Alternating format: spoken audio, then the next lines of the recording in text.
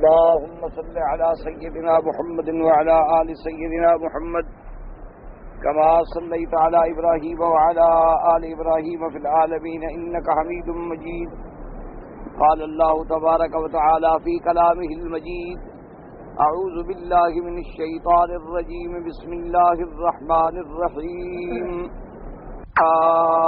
أيها الذين آمنوا إن تطيعوا الذين كفروا يردوكم على أعقابكم فتنقلبوا خاسرين.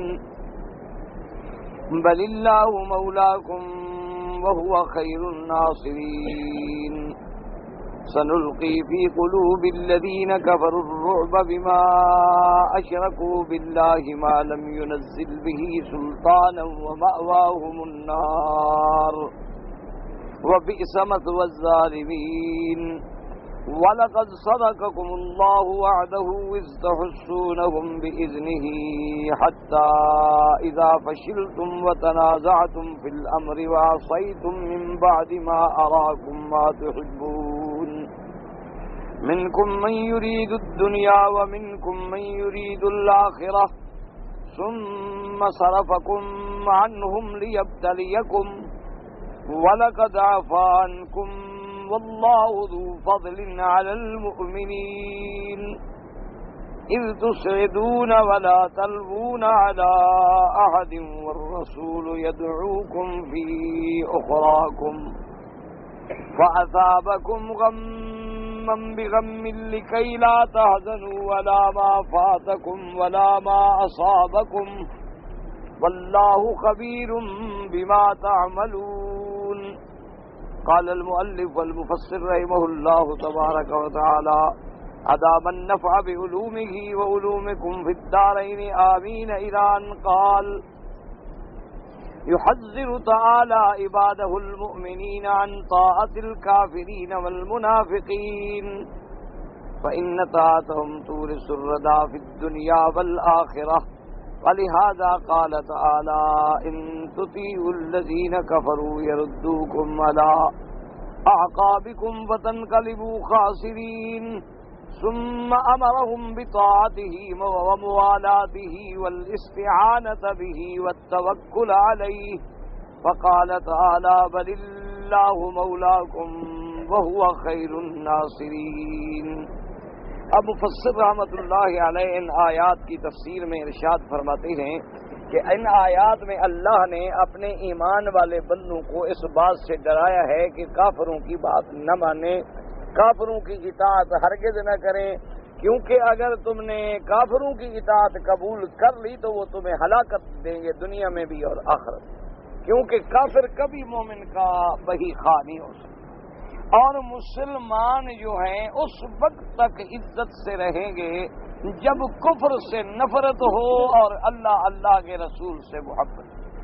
جس دن اس کا الٹ ہو جائے گا اسی دن ذلت ہمارے مقدر میں لکھی جائے گی. یہ اللہ کا ایک فیصلہ ہے. اسی لیے اللہ نے اصحاب رسول صلی اللہ علیہ وسلم کی جو صفات بیان فرمائی ہیں وہ یہی صفات تھی کہ اشداء علی الکفار رحماء بینہم، کہ کافروں کے مقابلے پہ شدید ہیں، سخت ہیں، آپس میں مہربان ہیں. یعنی مومن کے ساتھ تو مہربان ہو لیکن کفر کے مقابلے پہ اتنا شدید ہو کہ بعض روایات میں آتا ہے کہ اصحاب رسول اللہ صلی اللہ علیہ وسلم انہم یحترزون ان یمس ثیابہم بثیابہم وابدانہم بابدانہم، یعنی اصحاب رسول اتنی کوشش کرتے تھے کہ ہمارا کپڑا بھی کافروں سے نہ لگے، ہمارا بدن بھی کافروں سے نہ لگے، ہمارا ہاتھ بھی کافروں سے نہ لگے، اتنی دلوں کے اندر. اسی لیے حضور نے حکم دیا تھا کہ اگر کسی گلی میں آپ گزر رہے ہیں اور کافر بھی گزر رہے ہیں تو ان پہ راستہ تنگ کر دو تاکہ وہ عزت کے ساتھ نہ گزریں، انہیں اپنے کفر کی ذلت کا احساس رہے. اور آج برعکس ہو گیا معاملہ. اللہ معاف کرے، کوئی کافر آ جائے، انگریز آ جائے، ہم بڑا احترام کرتے ہیں، اور مسلمان آ جائے تو ہم اس کو حقیر سمجھتے ہیں. اس کا نتیجہ کیا نکلا کہ پوری دنیا میں ہم ذلیل ہو کے رہ گئے. اور ہماری عزت جو ہے یاد رکھیں، اللہ پاک نے فرما دیا: الذین یتخذون الکافرین اولیاء من دون المؤمنین. اللہ نے فرمایا جو لوگ کافروں کو اپنا دوست سمجھیں، کافروں کو اپنا محافظ سمجھیں. ایبتغون عندهم العزہ فإن العزة للہ جمیعا. اللہ نے فرمایا یہ کیسے بے وقوف ہیں کہ کافروں کے پاس اپنا غلبہ اور عزت ڈھونڈ رہے ہیں کہ بھی اگر یہ کافر ہمارے ساتھ ہوں گے تو ہمیں یہ ہوگا. اللہ نے فرمایا عزت کے فیصلے میرے ہاتھ میں ہیں. جس دن تم سچے مسلمان بن جاؤ گے، سچے مومن بن جاؤ گے، اور جس دن تمہارے یعنی دلوں کے اندر کفر سے نفرت آ جائے گی، اسلام اور مومن سے محبت آ جائے گی، تو ساری کائنات کا تمام ذرہ ذرہ تو میرے تابع ہے. میں ہر چیز کو تیرا خادم بنا دوں گا. آپ دیکھ لیں کہ مسلمان جب تک صحیح معنی میں مسلمان رہا، دریاؤں پہ گھوڑے دوڑا دیے، جنگل کے جانوروں نے ان پر پہرے دیے، شیروں کے اوپر بیٹھ کے سواری کر کے قافلوں میں پہنچے، ہواؤں کو حکم دیا، ہوائیں چل پڑی، بارش کے لیے درخواست کی، بارش برس پڑی. اللہ کی ہر چیز جو تھی وہ مسلمان کی مدد کر رہی. اور جس دن ہم نے اللہ کو ناراض کر دیا، اب اللہ کی ہر فوج جو ہے وہ ہمارے خلاف ہو گئی، تو ہم عزت کیسے حاصل کر سکتے؟ اللہ کی زمینیں بھی ہمارے خلاف. اب دیکھ لیں فصل میں برکت نہیں رہے گی، زمینوں میں سے جو کھیتیاں نکلتی ہیں اللہ نے برکتیں اٹھا لی. اللہ تبارک و تعالیٰ نے اپنی نعمتیں ہم سے سلب کر لی. اللہ تبارک و تعالیٰ نے بارشیں بند کر دی. کہیں فصل تیار ہو جائے کیڑا لگا دیا، کوئی وائرس لگ گئی، کوئی بیماریاں لگ گئی، کوئی اللہ کے عذاب نازل ہو گئے. تو اس لحاظ وجہ کیا ہے کہ ہماری کافروں سے محبت اور مسلمانوں سے نفرت، کافروں کی دوستی اور مسلمانوں سے دشمنی، اور اللہ کا حکم اس کے برعکس ہے. اس لیے اللہ پاک نے فرمایا کہ خبردار اگر تم نے کافروں کی بات مانی وہ تو تمہیں ہلاک کر دیں گے دنیا میں بھی اور آخرت میں بھی. اور اب یہ تھا نتیجہ کہ مسلمان سوچتا ہے کہ چلو جی ہم کافروں کی بات نہیں مانتے، لیکن ہمارے تو پلے میں کچھ نہیں ہے، اسباب نہیں، ہمارے پاس تو طاقت نہیں، ہمارے پاس تو جدید ٹیکنالوجی نہیں، ہمارے پاس تو جدید معلومات. اللہ نے فرمایا میں جو ہوں وللہ مولاکم، کوئی عقل کی بات کرو، میں جو تمہارا مولا موجود ہوں، میں جو تمہارا ولی و ناصر موجود ہوں، تو تم میری دوستی حاصل کرو، تم میری طاعت حاصل کرو، تم میری ذات کے ساتھ مدد پکڑو، تم میری ذات پہ توکل کرو، اور پھر دیکھو کہ میں تمہارے لیے کیسے راستے کھولتا ہوں. یعنی آپ اندازہ کریں کہ آج ہم سوچتے ہیں نا جی ہمارے پاس تو طاقت نہیں، اور جی مسلمان ملک بیچارے کیا کریں، مجبور ہیں، طاقت نہیں ہے. آپ اندازہ کریں کہ 60 آدمی کبھی 60,000 سے لڑ سکتا ہے، یعنی 60 آدمی اور 60,000 کوئی نسبت بھی ہے، کوئی عدد؟ خود اندازہ کرو، ایک طرف 60 آدمی ہے، صرف 60، 600 بھی نہیں، 60 آدمی فقط، اور سامنے دشمن کا لشکر ہے 60,000. اور رات کو سیدنا خالد بن الولید اپنے اس دستے کے ساتھ صرف واچ کر رہے ہیں، ڈپٹی دے رہے ہیں، دیکھ رہے تھے کہ دشمن کہاں کہاں ہے، کتنا ہے، کیمپ کہاں ہے، کیسے ہیں. صرف رات کو موبائل پہ یعنی ایک قسم کی واچ کر رہے ہیں. جب کافروں کے کیمپ کے قریب آئے تو خالد بن الولید رضی اللہ تعالیٰ عنہ نے اپنے ساتھیوں سے کہا کہ میرا دل تو کرتا ہے کہ ہم حملہ کر دیں. ساتھیوں نے بھی یہ نہیں کہا کہ جناب یہ بے وقوفی ہے، 60 آدمی 60,000 پہ جو حملہ کر دیں. اللہ کے بندے ہماری تو تکا بوٹی ہو جائے گی، ہمارا تو ایک گوشت کا کوئی ٹکڑا بھی نہیں ملے گا. 60 آدمی بس. انہوں نے کہا کہ ٹھیک ہے آپ کا دل کرتا ہے تو ہم تیار ہیں. اور 60 آدمیوں کو لے کر سیدنا خالد بن الولید رضی اللہ تعالیٰ عنہ نے 60,000 کے لشکر پہ حملہ کیا. اور بس وہاں جب انہوں نے ابتدا کی تو اللہ کی نصرت آ گئی، اللہ کی مدد آ گئی. حضرت ابی عبیدہ بن الجراح اس وقت لشکر کی قیادت کر رہے تھے، وہ سوئے ہوئے ہیں، رات کا وقت ہے کہ خواب میں انہیں آواز آتی ہے کہ ابی عبیدہ تم سوئے ہوئے اور خالد تو دشمنوں میں گرا ہوا ہے. ابی عبیدہ لشکر لے کے پہنچے، اندر سے خالد لڑا، اوپر سے مسلمانوں کا لشکر ٹوٹ پڑا، مسلمان جیت گئے. 60 آدمی. کوئی تصور ہے، کوئی نسبت ہے، کوئی عادت ہے؟ اور دور کیوں جاتے ہو؟ یہ مکہ مدینہ منورہ میں تو آپ رات دن جاتے ہیں، لیکن آج کل تو خیر ہم آتے ہیں نا رسم کے لیے کہ چلو بھائی لوگ یہ نہ کہیں کہ میں نے مکہ نہیں دیکھا، میں نے مدینہ شریف نہیں دیکھا، ورنہ ہمارے اندر کوئی تڑپ تھوڑی ہے مکہ مدینہ کی. اب ہم جو مکہ مدینے میں آئے ہوئے ہیں تو ہم نے کیا دیکھا ہے؟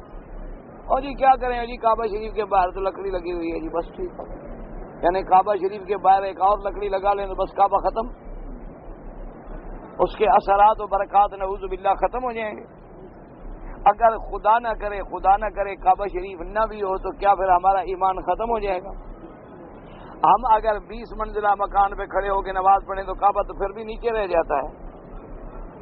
اگر ہم ہوائی جہاز میں جا رہے ہوں اور نماز پڑھیں تو کعبہ شریف تو پھر بہت نیچے رہ گیا۔ خدا کے بندے، کعبہ تو حکم ہے تحت الثری سے 7ویں آسمان تک جڑا ہوا، وہ ان دیواروں کا نام تو نہیں ہے، اسی چیز کا نام اللہ تبارک و تعالیٰ نے جب ایک حکم دے دیا ہے، یعنی جو 7ویں آسمان پہ بیت المعمور ہے، وہ کعبہ جس کے ملائکہ طواف کرتے ہیں، اس کو اللہ اتارے تو عین اسی کعبے پہ بیٹھے گا۔ تو اصل تو مسلمان کا ایمان ہے، عقیدہ ہے، اس کی تقدس ہے اس کے اندر کہ میں جو آیا ہوں مکہ مکرمہ میں، مدینہ منورہ میں، تو میں غور کروں کہ مکہ میں آخر کیا حکمتیں ہیں کہ اللہ نے اپنا گھر بھی یہاں رکھا، اللہ نے مقام ابراہیم بھی یہاں رکھا، اللہ نے صفا مروہ بھی یہیں رکھی، اللہ نے مینا مزدلفہ عرفات بھی یہیں رکھی، اللہ نے میرے مدنی سرکار کا مولد بھی اسی کو بنایا، میرے مدنی کی ابتدائی حیات مبارکہ بھی اسی میں گزری، اور پھر حضور کی ہجرت، حضور کا غاروں میں بیٹھنا، حضور کا جاگنا، حضور کا عبادت کرنا، حضور کا سفر کرنا، ان منازل سے گزرنا، ایک ایک بات پہ غور کریں تو پتہ لگے کہ مکہ مدینہ کیا ہے۔ ایک رسم میں آئے، طواف کیا، بعد میں مسئلہ پوچھ لیا، جی طواف کیا تھا صفا نہیں دوڑا، کسی نے کہا جی طواف کیا تھا صفا دوڑا تھا بال نہیں منڈا ہے، کسی نے کہا تھا جی چادریں میری سامان میں رہ گئی تھی وہ جہاز والوں نے نہیں دی، لیا تھا میں نے یہاں سے احرام باندھ لیا باہر کھڑے ہو کے۔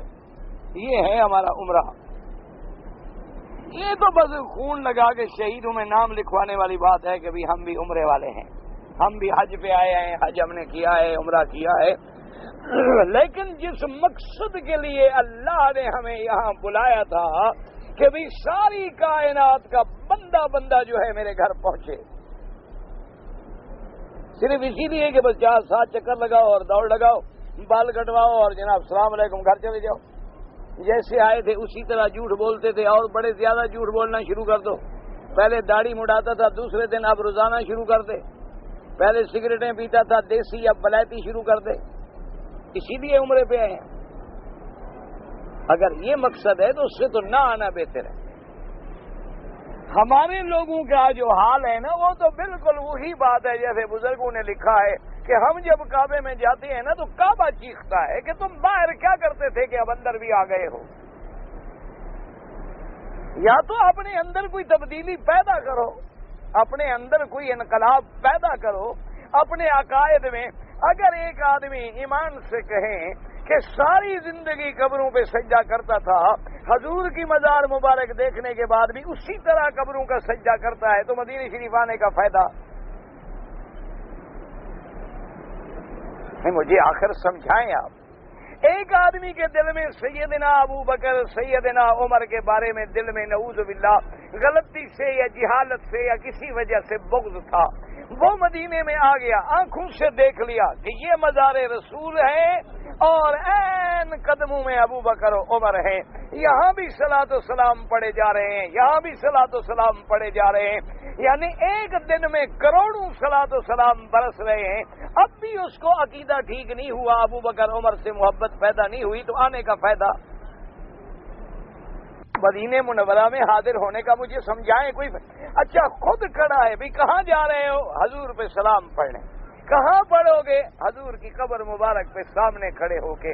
تو اب بھی عقیدہ سمجھ نہیں آیا کہ بھی جب اللہ کے نبی پہ موت آ سکتی ہے تو اور کوئی پیر فقیر بزرگ مولوی کی کیا طاقت ہے؟ جب اللہ کے نبی پہ، اللہ کے صحابہ پہ، خلفائے راشدین پہ، امہات المومنین پہ، ازواج رسول پہ، اولاد رسول پہ اپنی آنکھوں سے دیکھ رہا ہے، جنت البقیع جا رہا ہے، کبھی جنت المعلا جا رہا ہے، اور یہ سارے منظر دیکھنے کے بعد واپس جا کے اگر اسی طرح مشرک ہے، اسی طرح بدعتی ہے، اسی طرح صحابہ کا دشمن ہے، اسی طرح اس کا عمل نہیں تبدیل ہوا، تو آنے کا فائدہ کیا ہوا؟ اس لیے خدا کے لیے ذرا غور کریں، ذرا توجہ کریں کہ اللہ پاک نے ہمیں جو دعوت دی ہے کہ آپ مکے میں آئیں. للہ علی الناس حج البیت. اللہ نے حکم دیا ابراہیم الخلیل کو کہ میرے بندوں کو بلائیں. اس لیے بلائیں کہ بس آگے ہم یہاں سیر کر کے چلے جائیں. صرف ہم آئیں, سیر شیر کریں, 2-4-5 دن ادھر 2-4-5 دن ادھر, کھانا کھایا پیا, گپ شپ لگائی, کس سے کہانیاں کی, واپس چلے گئے. کہا جی حضیب ماشاء اللہ حاجی صاحب جی مدینہ شریف گئے تھے, سبحان اللہ ماشاء اللہ. بھی پہلے نمازیں پڑھتے تھے 3, اب 1 پڑھتے ہیں. مدینہ دیکھ لیا, 1 پڑھ لی, لاکھ مل گیا, باقی کی ضرورت کیا ہے. 1 لاکھ نماز تو 1 میں پوری ہو گئی نا جی, تو 100 سال کی تو ہم نے اکٹھی پڑھ لی. بعد میں نماز پڑھنے کی کیا ضرورت ہے. انا للہ و انا الیہ راجعون. اسی طرح ساری زندگی اگر ہم, یاد رکھو, ساری زندگی اگر ہم نمازیں پڑھیں اور ہمارے دل کافروں کے آگے جھک جائیں تو پھر اس نماز کا کیا فائدہ. اس نماز کا مجھے فائدہ بتائیں کہ ساری زندگی کہیں تو صحیح ایاک نعبد و ایاک نستعین, لیکن کافروں سے ڈر رہے ہوں, مدد غیروں سے مانگ رہے ہوں, مشکل کشا غیروں کو سمجھتے ہوں. اللہ فرماتے ہیں نماز پڑھے ہو مجھے دھوکہ بھی دیتے ہو. ادھر کہتے ہو تیری عبادت ہے, ادھر قبروں کی عبادت ہے. ادھر تجھ سے مدد ہے, ادھر علی مشکل کشا ہے. ادھر تو مولا ہے, ادھر پیر حاجت روا ہے. ادھر اللہ اکبر ہے, ادھر یا غوث ہے. ادھر اللہ اکبر ہے, ادھر یا رسول, یا دستگیر, یا پیر کے نعرے ہیں. کیوں مذبذبین بین ذالک لا الہ الا ولا الہ الا. اللہ فرماتے کیوں منافق بنتے ہو, نہ خدا کے بنے نہ بندوں کے بنے, میان میں اٹکے رہے منافقوں کی طرح کہ اللہ کو بھی راضی کر رہے ہو, ان کو بھی راضی کر رہے ہو. اللہ نے فرمایا خبردار, تو چھوڑ دو کافروں کی محبت, چھوڑ دو کافروں کی اطاعت. اللہ میاں پھر ہم تو بالکل بے سہارا ہو جائیں گے. فرمایا نانا بل اللہ مولاکم, میں جو ہوں تمہارا, اور جن کا میں ہوں ان کا کوئی کیا بگاڑ سکتا ہے. بل اللہ مولاکم وہو خیر الناصرین. ایسے واقعات بھی تاریخ میں موجود ہیں کہ صحابہ کی تو خیر بڑی شان ہے, تابعین کی تو بڑی شان ہے. مجاہدین کی فوجیں جو گزری ہیں نا جی دریاؤں میں سے, دریا سے گزر گئے سلامت الحمدللہ. اور کمانڈر نے پوچھا کسی ساتھی کا, کسی مجاہد کا کوئی سامان تو نہیں گرا. تو ایک آدمی نے رپورٹ کی کہ جی میری وہ کپڑے سینے والی سوئی تھی بس وہی نہیں مل رہی. تو اللہ کا اللہ میاں مچھلیوں کو حکم دو میرے سپاہی کی سوئی ڈھونڈ کے لے آئیں. اور آج ہمیں دیکھ کے بندے بھاگ جاتے ہیں. جو پہلے کلمہ پڑھتے ہوں نا, ہمیں دیکھ لیں, وہ کہتے ہیں اگر یہ مسلمان ہے تو سلام علیکم. میں تو اللہ کے کعبے میں سچی بات کہہ رہا ہوں. ہم جب لوگ باہر جاتے ہیں نا, وہ دیکھتے ہیں نا کافر جب ہمیں, وہ کہتے ہیں یار یہ عجیب مسلمان ہے, خنزیر ہم کھاتے ہیں, خنزیر یہ کھاتے ہیں, شراب ہم پیتے ہیں, شراب یہ پیتے ہیں, داڑھی ہم اڑاتے ہیں, داڑھی یہ اڑاتے ہیں, ٹائی ہم لگاتے ہیں, ٹائی یہ لگاتے ہیں, نماز ہم نہیں پڑھتے, نماز یہ نہیں پڑھتے. تو کیسے مسلمان ہیں آخر, ان میں ہم میں فرق کیا ہے. ہماری بغل میں لڑکیاں, ان کی بغل میں لڑکیاں ہیں, ہم فلم پہ بیٹھے ہیں, یہ ساری رات بیٹھے ہیں ماشاءاللہ. ایک ہمارے دوست ایک دفعہ میں ان کو ملنے گیا, اس کے گھر میں فلم چل رہی ہے ماشاءاللہ. تو جب میں ملا السلام علیکم, کہتے ہیں کہ ابھی حضرت صدیق آئے تھے یہاں, ابھی. یعنی اپنی بزرگی یہ دکھا رہا ہے کہ میرا اتنا مقام ہے اونچا کہ ابھی حضرت صدیق آئے تھے یہاں. میں نے کہا فلم دیکھنے یا آپ کو دیکھنے, شرم کر, کوئی حیا کرو. یہ سامنے فلم سے حضرت ابو بکر آئے تھے یہاں تمہارے پاس, تو خوف خدا کرو, کوئی اللہ کے در. او جناب اس نے رونا شروع کر دیا ایسے, اور میں نے کہا تم ساری رات روتے رہو, میں وہاں بھی آدمی میں تھوڑا تمہارا مرید ہو جاؤں گا. جس نے حضرت درخواستی سے پڑھا ہو وہ ایسے مکاروں کے پاس چلا جائے گا. اللہ نہ گمراہ کر دے, اللہ کے ہاتھ میں تو سب کچھ ہے, تو اللہ کی طرف سے کوئی گمراہی نہ آ جائے. ورنہ ہم نے تو حضرت درخواستی دیکھے ہیں, حضرت دین پوری دیکھے ہیں رحمت اللہ علیہم, ان سے الحمدللہ قرآن و حدیث پڑھا, ہدایت کے سبق سیکھے ہیں. ان مکاروں سے وہ کہتے ہیں حضرت صدیق آئے تھے, اور کہا تمہاری یہ فلم چل رہی ہے بدبخت, کچھ تو شرم کرو. کہتے اچھا میں تو جی دیکھتا ہی نہیں. تو میں نے کہا تم نہیں دیکھتے تھے, فرشتوں کے لیے چلائی ہے کہ کرامن کاتبین تمہارے دیکھتے رہے. کہتے میں تو اپنے معاملات میں اتنی حضرت مستغرق ہوتا ہوں, مجھے تو پتہ ہی نہیں کہ چل رہی ہے. میں نے کہا حضرت پھر کمرے میں اس کے رکھنے کی کیا ضرورت ہے جب آپ دیکھتے ہی نہیں. انا للہ و انا الیہ۔ اگلے دن مجھے ایک آدمی بتا رہا تھا کہ ایک گھرانے میں ماشاءاللہ وہ کہنے لگا جی کہ رات کو روزانہ عشاء نہیں مغرب سے جو بیٹھتے ہیں صبح کی نماز ہو جاتی ہے پھر بند کرتے ہیں۔ انا للہ و انا الیہ، مغرب ختم، عشاء ختم، فجر ختم، پھر 2 بجے اٹھیں گے، اس کے بعد جناب اپنا ہاتھ منہ دھویا، کھانا کھایا، پھر سو گئے، پھر شروع۔ یعنی دشمنوں نے ایک ایسا شیطان ہمارے گھر میں بھیج دیا ہے، لاکھ مولوی تقریر کرے وہ ایک طرف ہے، یہ ایک فتنہ ایک طرف۔ ہر گھر میں اس نے اثر کر لیا ہے، ہر گھر میں، دیہاتوں میں، جنگلوں میں، پہاڑوں میں، اور کہیں چلے جائیں انا للہ و انا الیہ راجعون۔ اور بچ کیسے سکتے تھے اسلام سے؟ اسلام نہ اب باپ میں ہے، نہ بیٹے میں ہے، نہ اولاد میں ہے، تو نیچے کہاں سے آئے اسلام؟ ہاں چند گھرانے ہوں گے جن پہ اللہ کی رحمت ہے، ورنہ ہم تو بھائی بالکل آخری حدوں پہ پہنچ گئے۔ اس لیے فرماتے ہیں بل اللہ مولاکم وہو خیر الناصرین، ثم بشرهم بأنه سيلقي في قلوب أعدائهم الخوف منهم والذلة لهم بسبب كفرهم وشركهم مع ما ادخروا لهم في الدار الآخرة من العذاب والنكال۔ اللہ نے فرمایا کہ سنلقی فی قلوب الذین کفروا الرعب، کیا معنی؟ یاد رکھو، سمجھیں اللہ کے قرآن کو۔ اللہ نے فرمایا بل اللہ مولاکم وہو خیر الناصرین، تمہارا ولی، تمہارا ناصر، مددگار کون ہے؟ اللہ۔ اللہ نے فرمایا کہ اچھا اب تو تم جنگ ہار چکے ہو نا، شکست کھا گئے ہو، اچھا میری قدرت دیکھو، میں تمہارے دشمنوں کے دل میں اب بھی تمہارا رعب ڈال دیتا ہوں، ورنہ ہارے ہوئے کا کوئی رعب ہوتا ہے؟ جب آدمی ہار گیا، جب آدمی جنگ شکست کھا گیا تو رعب تو جیتنے والے کا ہوتا ہے، ہارنے والے کا رعب تو نہیں ہوتا۔ اللہ نے فرمایا میں اس بات پہ قادر ہوں کہ میں اب تمہارے ہوں کا رعب جیتے ہوں کے دلوں میں ڈال دیتا ہوں۔ کیوں کہ وہ کافر ہیں، مشرک ہیں، میرے دشمن ہیں۔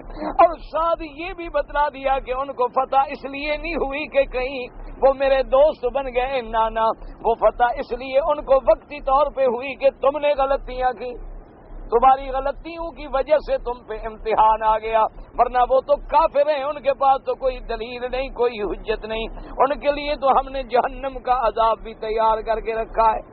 اس لیے فرماتے ہیں کہ دیکھو ہم تمہارے دشمنوں کے دلوں کے اندر خوف ڈالتے ہیں اور ذلت ڈالتے ہیں ان کے کفر و شرک کی وجہ سے، اور اس کے علاوہ ہم نے ان کے لیے آخرت میں جو عذاب رکھا ہے وہ علاوہ ہے، آخرت کا عذاب جو ہے وہ اس کے علاوہ۔ اس کے بعد فرماتے ہیں سنلقی فی قلوب الذین کفروا الرعب بما اشرکوا باللہ ما لم ينزل به سلطانا ومأواهم النار وبئس مثوى الظالمین۔ وقد ثبت في الصحيحين عن جابر بن عبد الله رضي الله تعالى عنه أن رسول الله صلى الله عليه وسلم قال أعطيت خمسا لم يؤتهن أحد من الأنبياء قبلي نصرت بالرعب مسيرة شهر وجعلت لي الأرض مسجدا وطهورا وأهلت لي الغنائم وأعطيت الشفاعة وكان النبي يبعث إلى قومه خاصة وبعثت إلى الناس عامة۔ اب مفسر رحمۃ اللہ علیہ فرماتے ہیں کہ صحیحین میں یعنی بخاری اور مسلم میں یہ حدیث موجود ہے۔ حضرت جابر بن عبداللہ رضی اللہ تعالی عنہ روایت کرتے ہیں حضور پاک نے فرمایا اللہ نے مجھے 5 چیزیں ایسی دی ہیں جو مجھ سے پہلے کسی نبی کو اللہ نے عطا نہیں فرمائی۔ یہ 5 میرے خصائص ہیں، خصوصیات ہیں۔ پہلی خصوصیت کیا ہے کہ نصرت بالرعب مسیرۃ شہر، جب میں کافروں پر حملے کا ارادہ کروں، ابھی 1 مہینے کا سفر باقی ہوتا ہے، اللہ میرا رعب ان کے دلوں میں ڈال دیتے ہیں، ان کے دلوں میں پہلے رعب پڑ جاتا ہے۔ وَجُعِلَتْ لِيَ الْأَرْضُ مَسْجِدًا وَطُهُورًا، اور اللہ نے پہلے انبیاء مومنین کے لیے پابندی تھی کہ مسجد کے بغیر نماز نہیں ہوتی، اللہ نے پوری دنیا کی زمین کو میرے لیے مسجد بنا دیا، پوری دنیا کی روح زمین کو اللہ نے میرے لیے پاک کر لیا کہ جہاں مرضی آئے کھڑے ہو کے نماز پڑھ لو، پانی نہیں جہاں مرضی آئے تیمم کر دو، ساری دنیا کی زمین پاک ہے، تو تمام کائنات کی زمین جو ہے وہ مسجد ہے۔ اسی لیے علماء نے لکھا ہے کہ حدیث جب پڑھیں تو اللہ پاک دعا کریں ہمیں حضور کے فرمان کی سمجھ بھی نصیب کرے۔ ویسے تو ہمارا ایمان ہے کہ قرآن اگر بغیر سمجھ کے بھی پڑھیں تو ثواب ملتا ہے، پڑھنے کا ثواب تو ملتا ہے نا، لیکن وہ ثواب تلاوت ہے کہ تلاوت کریں گے ثواب ملے گا، آپ نے سمجھا یا نہیں سمجھا۔ اسی طرح حدیث مبارک بھی پڑھنے کا بھی ثواب ہے، لیکن سمجھنے کا جو پھر مقام ہے وہ اللہ نصیب فرما دے۔ اب ایمان سے یہ کہیں کہ مسجد جو ہے یہ صرف مسلمانوں کی عبادت گاہ ہے یا کافروں کی بھی ہے؟ ہاں جی، مسجد جو ہے دیکھو نا، آج دنیا میں دیکھ لیں، ابھی آپ ٹھنڈے دل سے دیکھ، بغیر کسی اعتراض کے اپنے دل و دماغ کو صاف کر دیں، یہود و نصارہ گزرے، چلو پہلے جو قومیں گزر گئیں وہ تو گزر گئی نا، ہمیں ان کا زیادہ پتہ نہیں، لیکن یہود و نصارہ تو میرے مدنی پاک کے زمانے میں موجود تھے نا، ان کے عبادت گاہوں کا نام مسجد نہیں ہے یہ ہمیشہ۔ مثلا کسی کو جیسے کلیسا، گرجا، اچھا اسی طرح دیکھیں ہندو کے عبادت خانے کا نام بھی مسجد نہیں ہے، کیا کہتے ہیں؟ مندر۔ اچھا سکھوں کی عبادت خانے کا نام بھی گردوارا، ٹھیک ہے۔ اسی سے اندازہ لگا لیں کہ جتنی باطل فرقے ہیں اللہ نے ان کو لفظ مسجد نصیب ہی نہیں کیا۔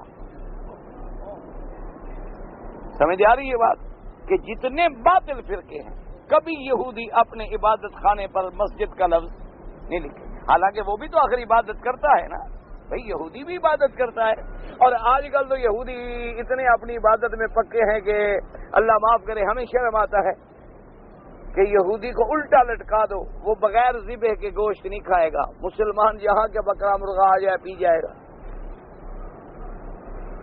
ان کا ہر جگہ اپنا انتظام ہے، کوشر ہے، سسٹم ہے باقاعدہ، اور وہ بغیر ذبیحے کے سوال پیدا نہیں ہوتا کھائے۔ اچھا نصرانی بھی چلو ہفتے میں ایک دن جائیں گرجے میں یا 2 دن جائیں دفع کریں، لیکن عبادت تو کرتے ہیں نا۔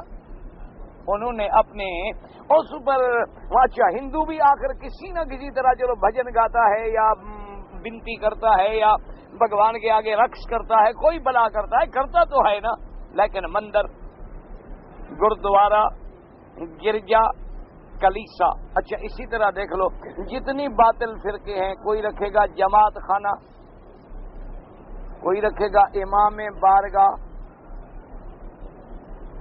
مسجد نہیں رکھے گا، سوال پیدا نہیں، پھانسی لگا دو رکھے مسجد۔ اللہ باطل فرقے کو مسجد رکھنے ہی نہیں دیتا نام، ان کے عبادت خانے کے نام کیا ہوں گے؟ کسی کا ہوگا جماعت خانہ، کسی کا ہوگا امام بارگاہ، جسے تم امام باڑہ کہہ دیتے ہو، لیکن امام اصل میں تو ان کا امام بارگاہ ہے نا، امام کی جگہ ہے نا وہ، اور امام بڑا جو ہے وہ تو غائب ہے، یہ چھوٹے جو ہیں اس کے نائب ہیں، کیونکہ غیبوبت کبریٰ کا زمانہ ہے، ان کے عقیدے میں یہ غیبوبت کبریٰ کا زمانہ ہے، اس لیے جب ان کی جماعت بھی ہو نا، جمعہ ہو یا عیدین ہوں، تو وہ مصلی چھوڑ دیتے ہیں، مصلی سے ہٹ کے کھڑا ہوتا ہے امام، کہ بھی اصل امام تو غائب ہے نا، وہ تو غار میں چھپا ہوا ہے، پتہ نہیں کب نکلتا ہے، تو ہم اس کے نائب ہیں، تو ہم ذرا سائڈ پہ کھڑے ہو کے کام چلا رہے ہیں، گاڑی چلا رہے ہیں، اصل انتظار اس کام کر رہے ہیں، وہ جب آئے گا تو پھر کام ٹھیک ہو جائے گا۔ بہرحال وہ آئے نہ آئے ہمیں اس سے بحث نہیں، بات یہ ہے کہ ان کی عبادت خانے پر آپ نے کبھی دیکھا لکھا ہو مسجد؟ اچھا اسی طرح آپ نے اسماعیلی ہیں، آغا خانی ہیں، ان کی عبادت خانوں پر آپ نے کبھی مسجد کا لفظ دیکھا ہے؟ سوال پیدا نہیں ہوتا، سوال ہی اللہ رکھنے ہی نہیں دیتا۔ مسجد کس کے لیے ہے؟ مسلمان، ان المساجد للہ، سجدہ کس کے لیے ہے؟ اللہ کے، انما یامر مساجد اللہ من آمن باللہ والیوم الاخر۔ اچھا اب مسلمانوں کے لیے ہے مسجد، تو حضور نے فرمایا اللہ نے میرے لیے ساری زمین کو کیا بنا دیا؟ تو ساری زمین تو پھر ہماری ہونی چاہیے تھی نا بھائی، اللہ نے حضور کے لیے ساری زمین کو مسجد بنا دیا، تو مسجد کا حقدار کون ہوتا ہے؟ مسلمان ہوتا ہے۔ تو آج اگر مسجد، اچھا مسجد میں کتا آ جائے برداشت کرو گے؟ کافر۔ تو پھر اگر ساری مسجد پہ کافر بیٹھے ہوں تو پھر ہمارا اسلام کہاں گیا؟ ہمارا اسلام کدھر گیا؟ ہمارا اسلام صرف اسی کا نام ہے کہ تقریر کرو، پیسے جیب میں ڈالو اور چلے جاؤ، بس یہی اسلام ہے مولوی کا۔ کا اسلام یہی رہ گیا کہ نذرانے وصول کرے اور نظر نیاز وصول کرے اور گھر جائے، بس یہی اسلام رہ گیا۔ بھئی جب یہ زمین ساری اللہ نے میرے مدنی کو مسجد بنا دی تو اس پر تو حق صرف مسلمان کا ہے۔ جعلت لی الارض مسجدا وطہورا، اور صرف مسجد نہیں اور پاک بھی ساتھ۔ تو پاک جگہ پر جیسے تم ناپاک کوئی ناپاک حرکت نہیں کر سکتے، تو اس پاک زمین پر بھی حق صرف مسلمانوں کا ہے، ایمان والوں کا ہے۔ اگر ہم کھوئے بیٹھے ہیں تو مطلب یہ ہے کہ ہم مسلمان نہیں ہیں۔ اسی لیے حضور پاک نے فرمایا کہ یہ دو چیزیں اللہ نے مجھے دی، نصرت بالرعب مسیرۃ شہر وجعلت لی الارض مسجدا وطہورا۔ اور اس کے بعد حضور پاک نے فرمایا تیسری چیز کیا ہے، وأحل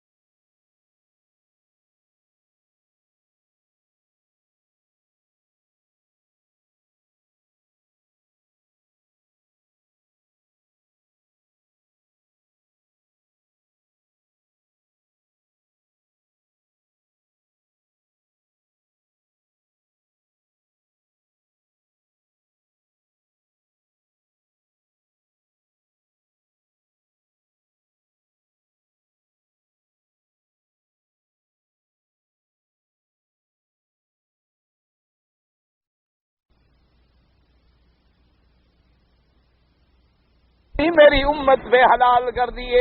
پہلے زمانے میں غنیمت کا مال پہاڑ پہ رکھ دیتے تھے، آگ اترتی تھی کھا جاتی تھی، لیکن اللہ نے فرمایا میرا مدنی تیرے مجاہدین پہ امت پہ غنیمت کا مال حلال ہے۔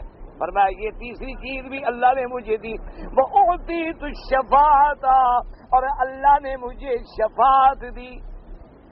اللہ نے مجھے شفاعت، یاد رکھیں شفاعت تو پھر حافظ قرآن بھی کریں گے۔ شفاعت تو جو چھوٹے بچے معصوم فوت ہو جائیں کسی بندے کے اور وہ صبر کرے تو وہ بھی قیامت میں اپنے ماں باپ کی شفاعت کریں گے۔ یعنی بعض بچے ہوتے ہیں چھوٹے بیچارے ابھی بالغ نہیں ہوئے، معصوم بچے فوت ہو گئے، لیکن شرط یہ ہے کہ والدین نے شریعت کے مطابق صبر کیا تو ان کی قیامت میں وہ بچے بھی شفاعت کریں گے۔ بلکہ ایک حدیث پاک میں آتا ہے میدان حشر کی گرمی میں جب لوگ تڑپ رہے ہوں گے تو وہ چھوٹے بچے جو ہیں پانی لے کے حوض کوثر کا بھاگ رہے ہوں گے تو لوگ کہیں گے بھی ذرا ہمیں دے دو، کہیں نہیں میں تو اپنے باپ کو تلاش کر رہا ہوں، میں تو اپنے باپ کے لیے لے کے جا رہا ہوں۔ تو وہ اپنے والدین کو پانی آگے پلائیں گے، ایسا پانی کہ جس کے بعد پھر پیاس نہیں لگے گی۔ تو شفاعت تو وہ بچہ بھی کرے گا، شفاعت تو قرآن کی آیات بھی کریں گی، شفاعت تو جمیع انبیاء بھی کریں گے، لیکن حضور نے فرمایا اللہ نے مجھے شفاعت دی ہے اور کسی کو نہیں دی۔ علماء نے لکھا اس سے مراد شفاعت کبریٰ ہے، وہ صرف محمد پاک کو ملی اور کسی کو نہیں ملی، کہ جب ساری کائنات کے لیے حضور شفاعت کریں گے، وہ شفاعت کبریٰ جو ہے صرف میرے مدنی کا خاصہ ہے کہ جب سارے نبی جواب دے دیں گے حضور کی خدمت میں پوری دنیا کے لوگ حاضر ہوں گے، حضور فرمائیں گے انا لہا انا لہا انا لہا، لوگوں اب ٹھیک دروازے پہ آ گئے ہو، شفاعت کے لیے اللہ نے مجھے چن لیا ہے۔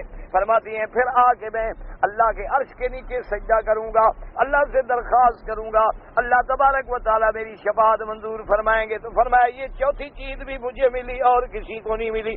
اور پانچویں چیز یہ فرمایا وکان النبی یبعث الی قومہ خاصۃ وبعثت الی الناس کافۃ، کہ پہلے نبی اپنی اپنی قوموں میں بھیجے جاتے تھے کہ یہ قوم ہود عاد کے لیے، قوم سمود کے لیے، قوم لوط کے لیے، قوم نوح کے لیے، لیکن اللہ نے مجھے پوری کائنات کے لیے نبی بنا کے بھیجا ہے۔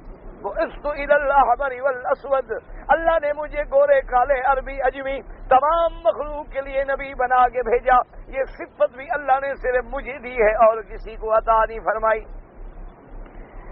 اس کے بعد مفسر رحمۃ اللہ علیہ فرماتی ہیں وقال الامام احمد حدثنا محمد بن ابی عدی سلیمان التیمی سیار نبی امامہ ان رسول اللہ صلی اللہ علیہ وسلم قال فضلنی اللہ علی الانبیاء او قال الامم باربع، فرمایا اللہ نے تمام انبیاء پہ مجھے فضیلت دی ہے، ارسلت الی الناس کافۃ، مجھے تمام مخلوق کے لیے نبی بنا کے بھیجا گیا ہے، وجعلت لي الارض كلها ولامتي مسجدا وطهورا فاينما ادركت رجلا من امتي الصلاه وعنده مسجد وطهور۔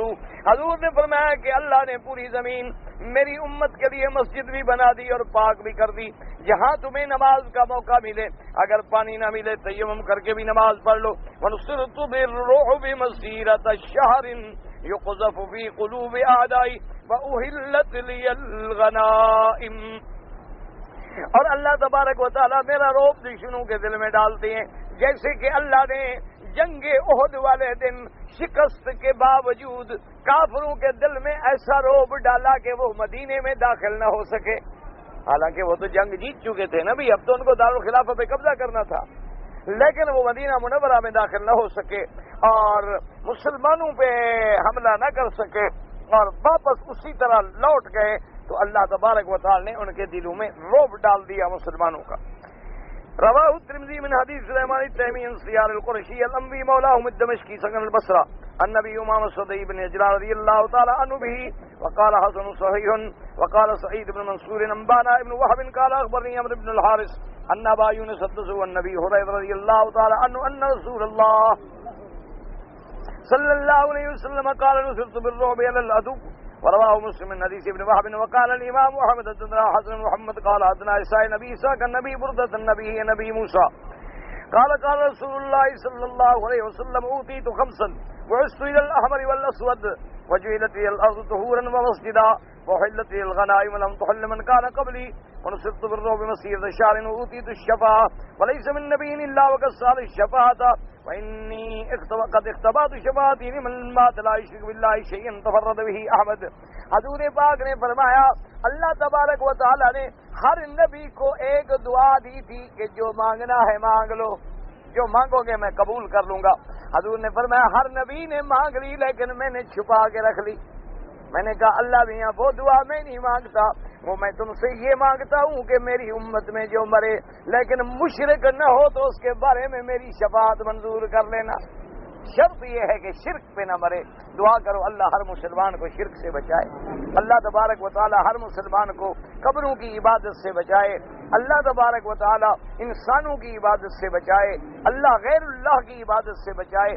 اصل بات یاد رکھو، بس بندہ کتنا گناہگار ہے باغی نہ ہو۔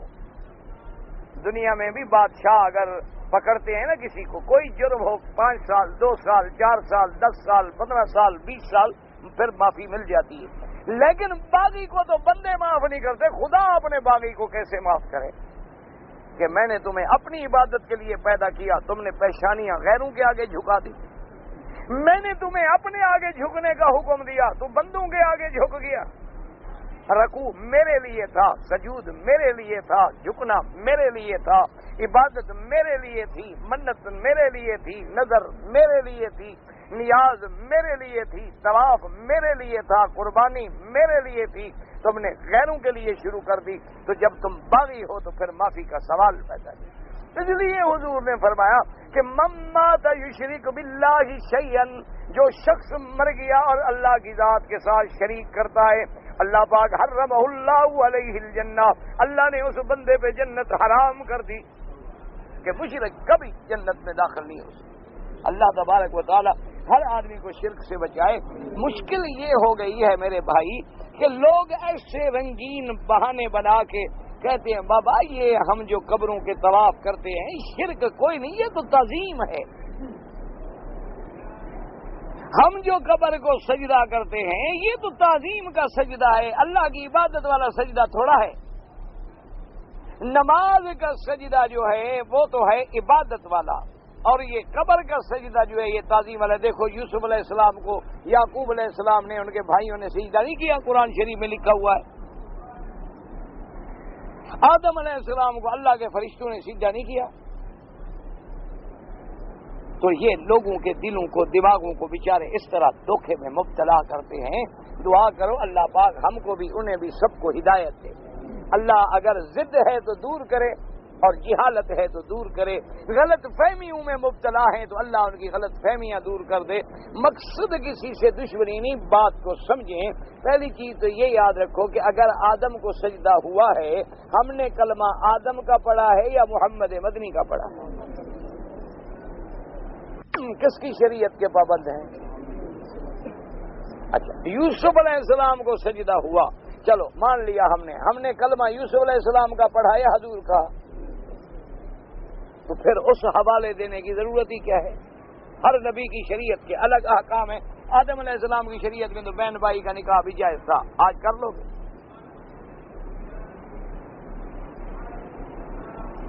تو شریعت ہی الگ ہے، اس نبی کی شریعت کے حکم الگ ہیں، میرے مدنی کی شریعت کے احکام الگ ہیں. ہمارے نبی کی شریعت میں ہے کہ لا تسجدوا للشمس ولا للقمر واسجدوا للہ الذی خلقہن، اللہ کے سوا کسی کو سجدہ نہیں. بات ختم. ایک دوسری بات یہ ہے کہ وہاں اگر ملائکہ نے سجدہ کیا، حکم کس نے دیا؟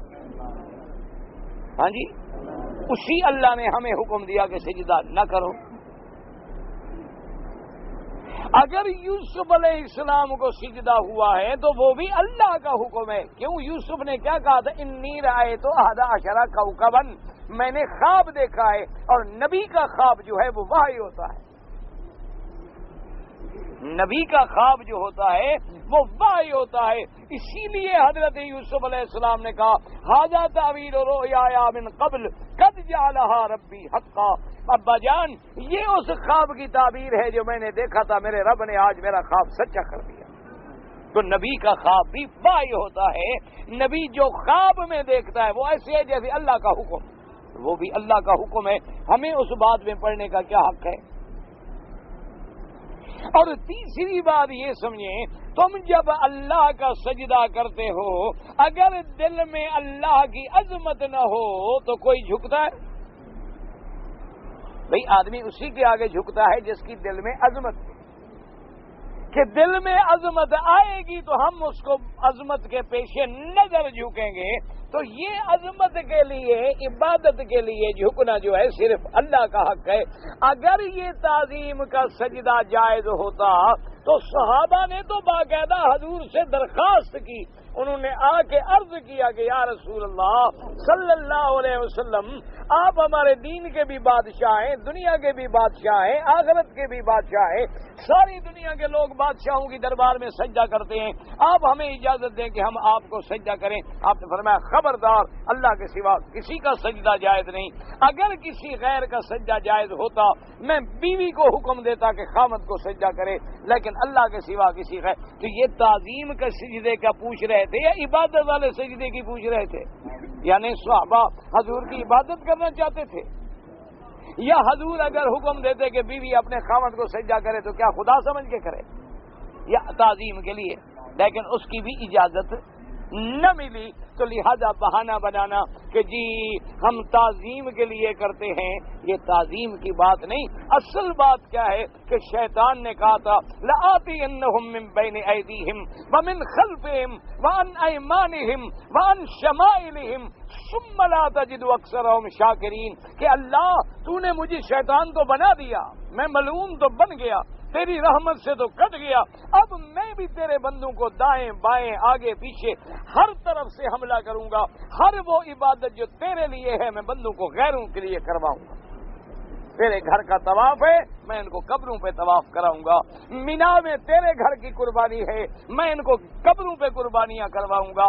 میرا اللہ تیرے نام کے نعرے ہیں اللہ اکبر کے، میں ان کو غیروں کے نعرے لگواؤں گا. تو حاجت روا مشکل کشا ہے، میں ان سے علی مشکل کشا کے نعرے لگواؤں گا. تیرے نام کی نظر ہے، میں ان سے نظر نیاز حسین منواؤں گا. تیرے نام کی سبیلیں ہیں، میں ان سے حسین کے نام کی سبیلیں لگواؤں گا. ہر وہ کام جو تیری ذات کے لیے ہے میں ان سے غیروں کے لیے کرواؤں گا. اللہ نے فرمایا لئین تو جا مرضی آئے گمراہ کر، جب تک میرا بندہ شرک نہیں کرے گا میں بھی بخشوں گا. اور اگر شرک کرے گا تو مجھے کوئی پرواہ نہیں، لَأَمْلَأَنَّ جَهَنَّمَ مِنَ الْجِنَّةِ وَالنَّاسِ أَجْمَعِينَ، پھر میں بھی جن و انسانوں سے جہنم کو بھر دوں۔ تو اصل بات یہ ہے کہ اللہ شرک سے بچائے۔ دعا کریں اللہ ہر مسلمان کو شرک کی تمام بلاؤں سے محفوظ رکھے، شرک جلی سے بھی بچائے، شرک خفی سے بھی بچائے۔ اللہ ہمارے عقیدوں کی اصلاح کر دے۔